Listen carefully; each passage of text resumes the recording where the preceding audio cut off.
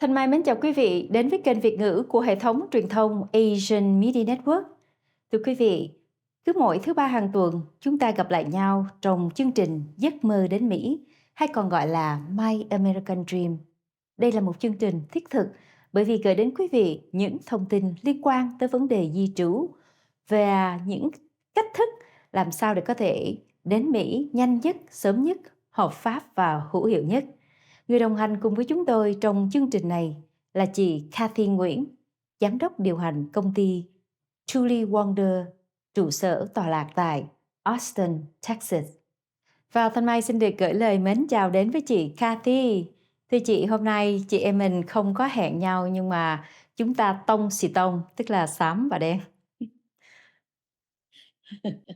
Chào Thanh Mai, hôm nay thì ở dưới Austin rất là lạnh.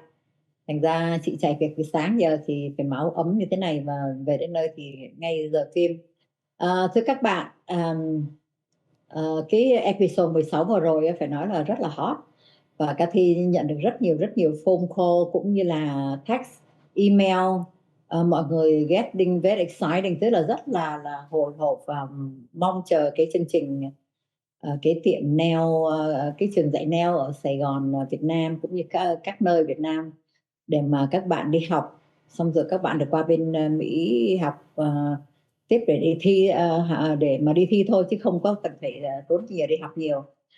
Thành ra hôm nay đó thì cái chương trình này phải nói là rất là hấp dẫn, cho nên chúng tôi quyết định mời luật sư Gabriel đến đây để cho ông giải thích rõ thêm về luật, cái visa M1 và cái visa F1 như thế nào, và cái quy trình của các bạn qua đây để mà chờ đợi thẻ xanh và đi làm sao đó. Thì rất hân hạnh để giới thiệu với quý vị là hôm nay Gabriel trở lại chúng ta, và xin mời Thanh Mai giới thiệu và đặt câu hỏi đến cho luật sư Gabriel hôm nay. Cảm ơn chị Cathy. Thì đúng vậy thưa chị, cái episode số 16 vừa rồi có sự hiện diện của cô Lâm Thúy Ái đó, thì là một cái episode phải nói là rất là hot từ trước đến giờ mà chúng tôi có được, bởi vì số lượng người share rất là nhiều, cũng như là ngoài người ta gọi cái phone của chị Cathy chắc là nó rung cháy máy, nhưng mà ngoài ra thì đài của chúng tôi cũng nhận được những cái tag, những cái thông tin mà bà con gọi hỏi về, bởi vì quý vị cũng biết là hiện giờ cái tình trạng mà thiếu hụt thợ nail trầm trọng ở Mỹ, và nếu như những người đi diện EB3 học ngành nail qua Mỹ có job làm tốt và họ được làm cái ngành nghề mà họ yêu thích, cũng như là kiếm được cái đồng lương và nó là rất là cao so với đi làm những cái ngành nghề khác, và công việc nó cũng nhẹ nhàng. Ngoài ra thì có một số người họ lại có thể được đi qua bên Mỹ học luôn, cũng qua cái hệ thống trường của cô Thúy Ái. Cho nên đây là một cái tin và nói là rất là good news, mà là một cái sự kết hợp rất là hoàn hảo giữa cái dịch vụ của công ty Truly Wonder cùng với lại hệ thống trường nail tóc của cô Thúy Ái vừa qua. Thì ngày hôm nay chúng ta cảm ơn chị Cathy đã mời được luật sư Gabriel Griesbaum từ văn phòng của luật sư về di trú để giải thích một số những cái câu hỏi mà chị Cathy cũng như là Thanh Mai nhận được từ quý khán thính giả của chúng ta. Bây giờ thì Mai xin được gửi lời mến chào đến với luật sư Gabriel, và bởi vì đây là một cái chương trình mà chúng tôi tiếp chuyện cùng với luật sư, thành ra là chúng tôi sẽ hỏi luật sư những cái câu hỏi bằng tiếng Anh và sẽ có phần phụ đề Việt ngữ cho quý vị.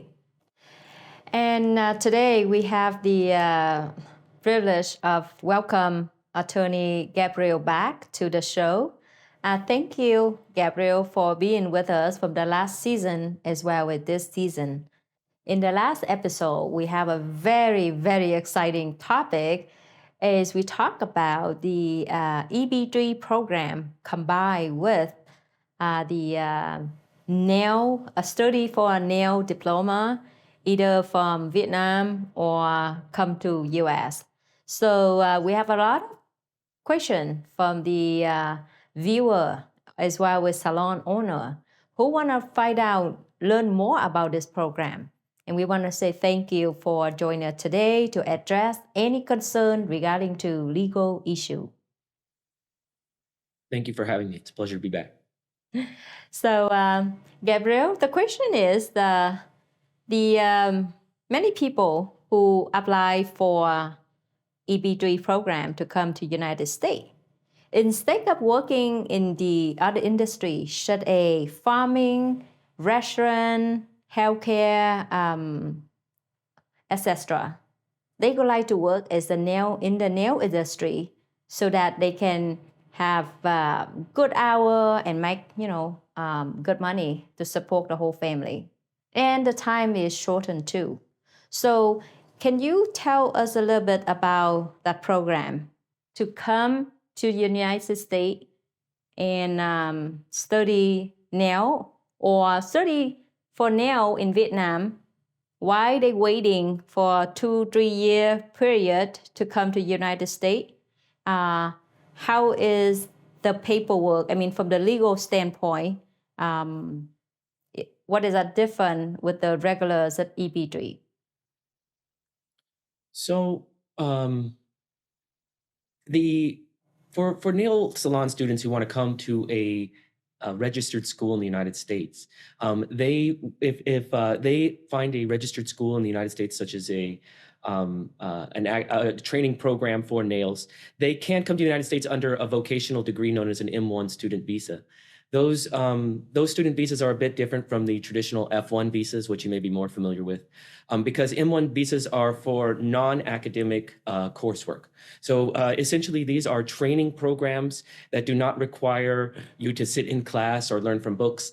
These are training programs that teach you specifically how to repair certain items in a mechanical engineering direction, or how to program in specific ways for a technical vocational program, or how to complete certain tasks that require extensive training but don't require a formal university degree or that style of education. And so these programs are a nail student would come here to participate in such a program, and then after which they could work for about 6 months while they're waiting for the EB3 program to mature. So basically, they will combine what you call the regular EB3 program and the M1 program to come to the United States. And with the 1 year study program under the vocational training and 6 months for work authorization that they can, have opportunity to find work. However, that's only 18 months. But the EB3 program usually about 3 years or longer. What do they do with the other period? When you mentioned that they can switch program, can you be more specific? Yeah, so a lot of students will, if they find themselves without sufficient duration on their eligibility, they will enter a new program. Because with each new program that you complete, you actually can earn another 6 months of work. And so you can, and there's no limit on the number of programs that you can pursue. In fact, some people pursue these F1 or M1 visas for decades. So, for example, when you say program, let's say I come here to learn about nail program. And after I complete the nail program and then have 6 month period for job opportunity, after that, if my visa for EB3 not ready yet, I will apply for facial program. And for facial, it will take longer, maybe, another. That's a good example. It doesn't have to be a different subject matter. It could just be a different program. As long as it could be within nails, or it could be some other beauty program. But Okay. what would matter is that it's registered in the SEVP system and that the school has the proper authorization. Because as long as the school does have that authorization, it's relatively easy to get these visas. They're almost never denied. Awesome. Now, when they come to United States, can they come with a whole family? And besides go to school, can they work during the 1 year? I mean, not the 6 months that they are allowed to work, but during the first year that study. The family can come with them, but they are not allowed to work. These programs are generally shorter than the F1 programs, and there is no work eligibility for spouses. They would have to wait for the EB3 program to mature before they could get work on themselves. What about, thank you, and what about the children? Let's say if they bring in children under the age of 21, can the children attending school and they be able to get the benefit, which is, free education, just like people in America, citizens? Yes. As long as they have a residence that they can prove to the local school district, they have a right to attend school, whether or not they're even in a visa status. Yeah, but I mean, does the education is free for their children, or they have to pay? The undergraduate education, is not free in America for anyone, but the high school and below is free for M1, the students or the children of M1 students, and for everyone who has a residence in the U.S. So basically, kindergarten to 12th grade is free, but Yes. college or beyond that will be pay on the tuition. Exactly. Yes. Okay, that makes sense, which is really good if the kid can go to school, especially high school in America, and have free education. What else about for example, can they get driver license? Can they get approval to buy a house or car in America if they go with the M1 visa? So driver's license is a yes. For as long as they have status, they can have a driver's license. As long as they either had a driver's license in Vietnam or they passed a test here, one of the two. But yes to driver's license. As far as what was the other question? I'm sorry. For housing, if they can apply mortgage to buy a house. Most banks will not, because they do not have enough of a credit history. Most banks will not underwrite a loan. You can buy houses in cash with any status, but if you're trying to get a loan, you have to negotiate with a bank, and in most cases, they're not going to give someone with that short of a credit history any kind of loan. So I get in that case, they should rent until they got a green card, and then be able yes, that's to generally save up enough for a down payment, and yes. That's wonderful. So thank Gabriel. The follow-up question is that people think it's better to combine the M1 program, M1 visa, with the EB3 visa to come to America so they can shorten the lead time. Is it correct? Is there any risk involved with that? Could you please explain the combination of M1 visa and EB3 visa? So the M1, just like the F1, is a non-immigrant visa. And it's a strict non-immigrant visa, which means you can't have immigrant intent theoretically. And what that means is that when you come to the United States on an M1 visa, you tell the United States government, I do not intend to immigrate.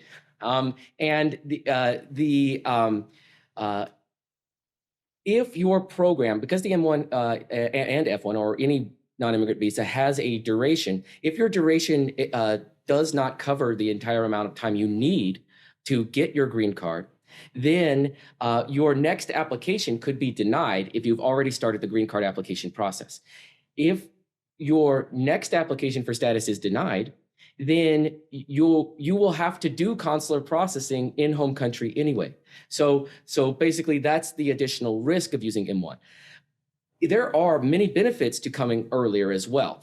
This additional risk can be mitigated if you come later If you come right at the start of your EB3 application, you're much more likely to run out of time and have to go do consular processing anyway.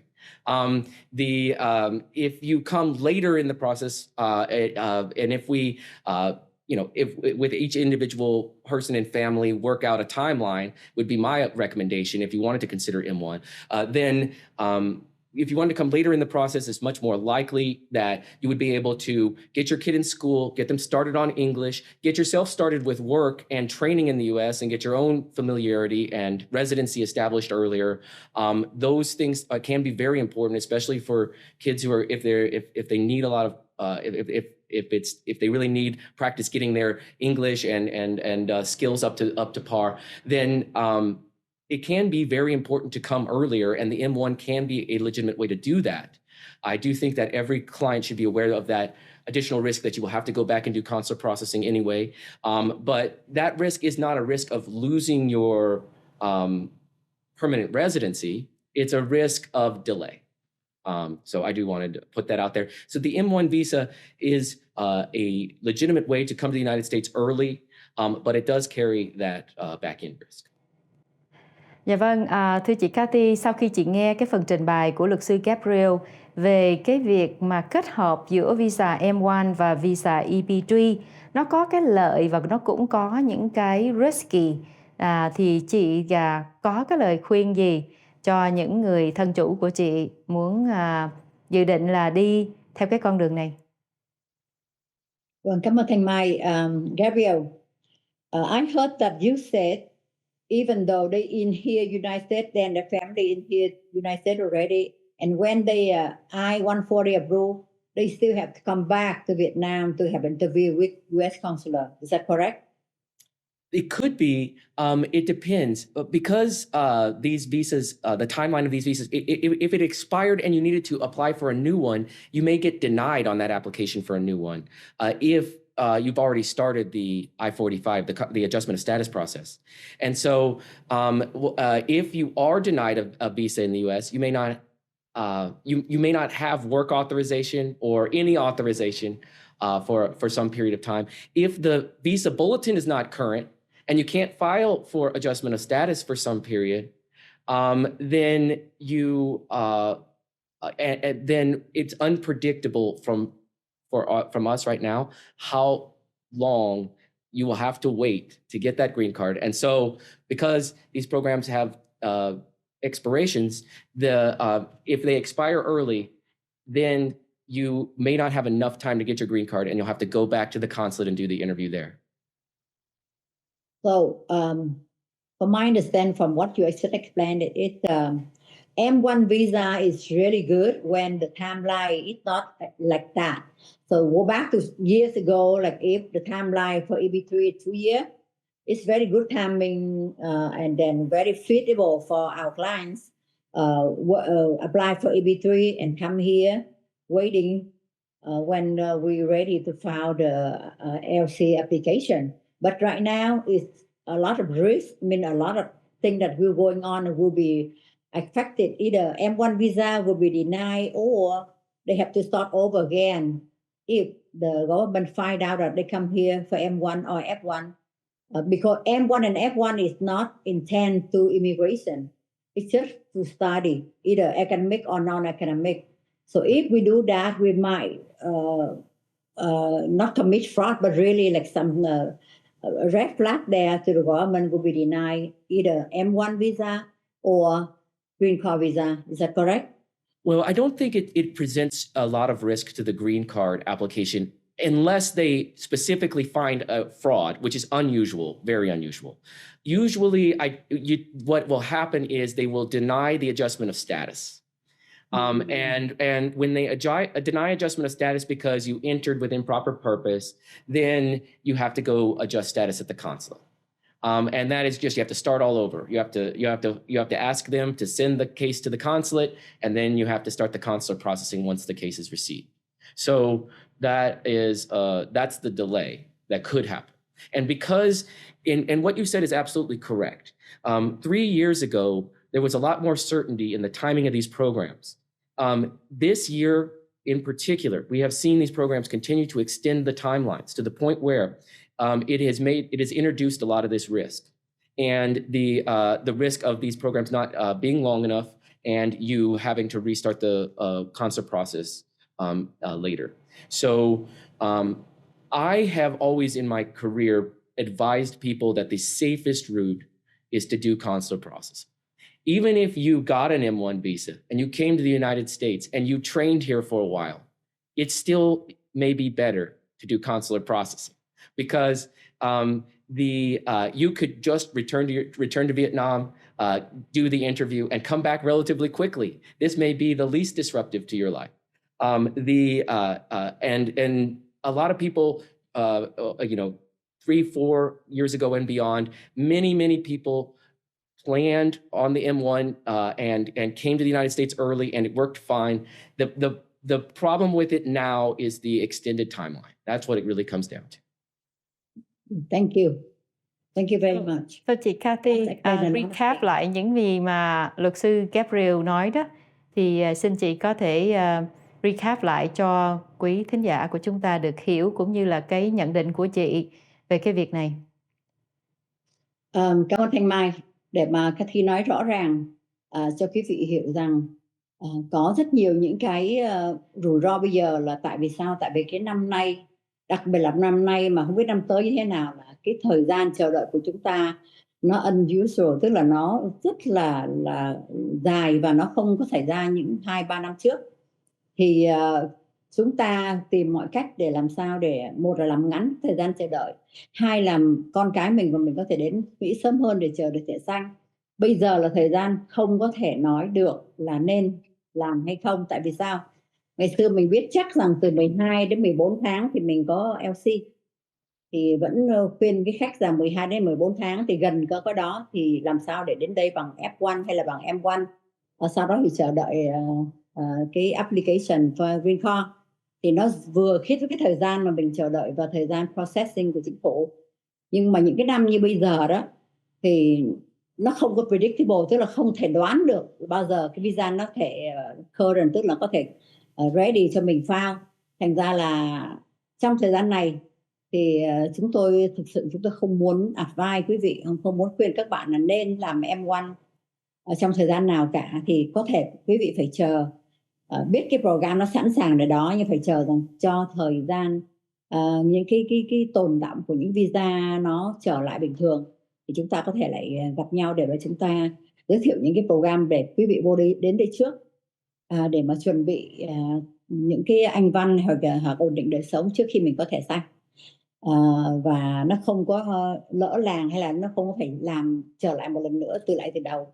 Thành ra là quý vị cô vẫn phải kiên nhẫn chờ đợi để cho mọi thứ nó lắng đọng và mọi thứ nó cái visa nó trở lại bình thường.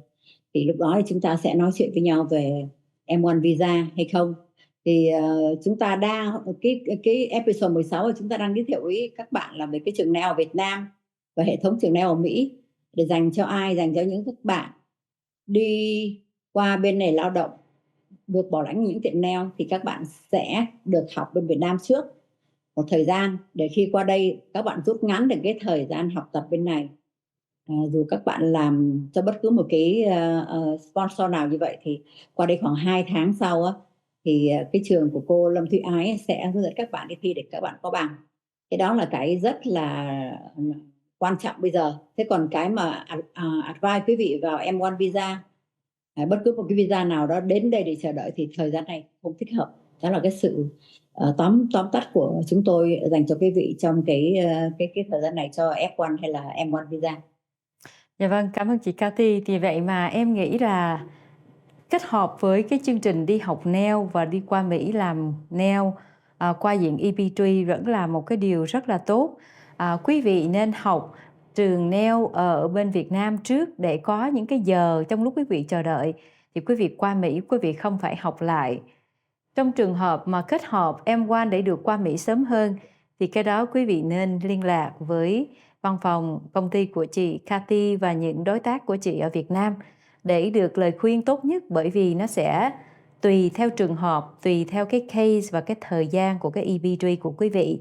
Như vậy thì quý vị sẽ được cái câu trả lời chính xác hơn là trên làn sóng này thì chúng tôi chỉ có thể nói một cách chung chung, chứ nó tùy theo từng cái trường hợp, từng cái case, và có thể biết đâu là cái M1 nó sẽ đưa cho quý vị cái cơ hội là được đến Mỹ nhanh hơn, từ 8 tháng cho tới 1 năm. Dạ vâng. Thì now going back to Attorney Gabriel with the question about, M1, EB3.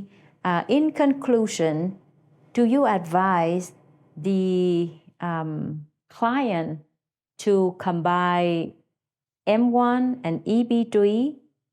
And what will be the best time for them to start the process with the lowest risk possible? So I think that various families can have different positions, and each family should analyze their position on the M1 individually. I do think the M1 visa is a legitimate and reasonable way to come over early in circumstances where it is important for you to come over early, and it does not interfere with the EB3 program in any way. If you would like to stay in the United States and never return to home country, the M1 visa does introduce some risk of delay, but that is, again, just a risk of delay, and we could certainly, I would say the majority of cases will not experience that. So if it is important that your child get into a U.S. school earlier, or if it is important to you that your family begin the immigration process earlier, then an M1 visa is a strong candidate for many families. Well, so we want to say thank you, Attorney Gabriel, for your time to address our concern, and especially, the viewer concern. They have a lot of questions and they get excited about the combination with M1 and EB3, but there's the risk involved with that. So as long as they're aware of the risk could happen. So thank you for explaining all of this, and I want to wish you a happy journey of helping Vietnamese people to make their American dream come true. So we want to say thank you for your time, your dedication, hard work, alongside with Cathy, to turn the dream become reality. Thank you for having me, and happy holidays to you and your family, and Cathy, to you and your family as well. Thank you, Gabriel. I promise that I will keep you busy all the time. I appreciate it. Very ready for that. All Thank right. you. Well, thank Gabriel. Và vâng, thưa với chị Cathy, thì ngày hôm nay chị mời luật sư Gabriel lên và luật sư đã trả lời những cái câu hỏi mà chúng ta cũng như là khách của chị muốn biết, muốn nghe. Thì xin chị có thể vào những cái kinh nghiệm mà chị làm trong lĩnh vực về di trú hơn 10 mấy năm nay, thì chị thấy là dĩ nhiên là chị là một cái người rất là quan tâm cũng như là về cái chữ tín và giúp cho thân chủ của chị đi qua đây sớm nhất. Thì chị có lời khuyên gì cho họ nếu mà họ muốn đi qua đây để làm trong ngành nail, tóc, ngành thẩm mỹ, thì cái lời khuyên của chị đối với họ lúc này là như thế nào? Cảm ơn Thanh Mai, và Thanh Mai nói rất đúng. Lúc nào công ty của Cathy cũng quan tâm đến từng cái ý nghĩ, ý muốn, và luôn luôn tìm cách thế nào đó để cho khách của mình có được đạt được kết quả tốt nhất, và thời gian chờ đợi nó làm sao để mà nó không có ảnh hưởng lắm đến gia đình của người ta. Thành ra là như hồi nãy quý vị có nghe nói đến M1 visa hoặc là F1 visa, hoặc là trước đó là chúng tôi cũng khuyên khách như thế này: khi các bạn có thể có visa du lịch, có thể cả gia đình hoàn cảnh quý vị có thể đi du lịch được á, thì quý vị chờ đợi cho chúng tôi. Lúc nào đó chúng tôi khuyên quý vị nên apply cho visa du lịch. Nhưng mà trong thời điểm 3 năm, 2-3 năm về trước, trước dịch và về trước nữa, thì mọi sự visa nó luân chuyển rất là đều đặn, khoảng 18 đến 24 tháng là các bạn có thể sang. Nhưng mà gần đây sau dịch, cũng như trong thời gian dịch thì không nói rồi, bây giờ sau dịch nó cũng vậy, nó tồn đọng rất nhiều và visa nó không có available, tức là không có sẵn để mà mình apply. Cũng như là Bộ Lao động, cái quá trình xin LC đấy là nó cũng rất là extend, nó rất là dài. Thành ra khi nào cái hệ thống mà visa cũng như là cái chương trình của Bộ Lao động để cấp thẻ lao động cho chúng ta nó được bình thường trở lại, thì chúng ta sẽ có những chương trình tiếp theo để khuyên các bạn làm thế nào đó để các bạn đến Mỹ được sớm nhất. Thời gian nào để đến để chờ đợi thẻ xanh, để các bạn ổn định gia đình trước, con cái các bạn ở đây học sớm, và các bạn có thời gian để mà học về cái nghề nghiệp của mình và trao đổi Anh văn, thì các bạn nên kiên nhẫn chờ đợi. Thời gian này thì chúng tôi không khuyên các bạn là vào M1 ngay bây giờ, thì nên chờ đợi. Nhưng có những trường hợp mà có các bạn phải làm nhanh và những lý do nào đó thì quý vị làm việc riêng với chúng tôi sẽ chỉ cặn kẽ để mà mình sẽ đưa ra những cái nào lợi, cái nào hại, và trong trường hợp các bạn muốn đi thì nó sẽ xảy ra thế này, vẫn không thế này, để quý vị phải chuẩn bị trước tinh thần. Và quý vị nhớ rằng chúng tôi luôn luôn tìm kiếm những cái con đường nào tốt nhất, chắc nhất để các bạn đạt được giấc mơ Mỹ của các bạn. Cảm ơn chị Cathy. Bởi vì vậy cho nên khi mà quý vị đã commit, tức là đã nhận những là người bảo trợ hoặc là đã đóng tiền vào cái chương trình EB3, thì quý vị phải cố gắng để mà đi hết cái đoạn đường để mà đạt được giấc mơ Hoa Kỳ. Vì đi với quý vị không có đi đơn thân độc mã, mà quý vị có cả một cái tập đoàn, những luật sư, những nhân viên của văn phòng di trú của chị Cathy sẽ đồng hành cùng quý vị trong suốt cái đoạn đường và giúp quý vị khi mà quý vị gặp những khó khăn trở ngại. Dạ vâng, giờ đây thì chương trình cũng đã hết rồi. Ngày hôm nay thì chúng ta nói về một trong những cái thông tin mà phải nói là quý vị đang muốn biết, muốn nghe và theo dõi. Thì một lần nữa, một sự kết hợp hoàn hảo giữa chương trình học nail đi qua Mỹ làm nghề nail qua diện EB3, đưa cả gia đình về qua bên đất Mỹ này và có thẻ xanh 10 năm. Đây là một cái giấc mơ Hoa Kỳ và là một cái điều mà phải nói là anh chị em, chị Cathy, cô Thí Ái Lâm đã làm việc với nhau trong những tháng vừa qua để mà đưa quý vị có một cái chương trình hoàn hảo giống như thế này. Thành ra quý vị có những cái thắc mắc thì xin vui lòng gọi ở số điện thoại là 559 606 4011, 559 606 4011.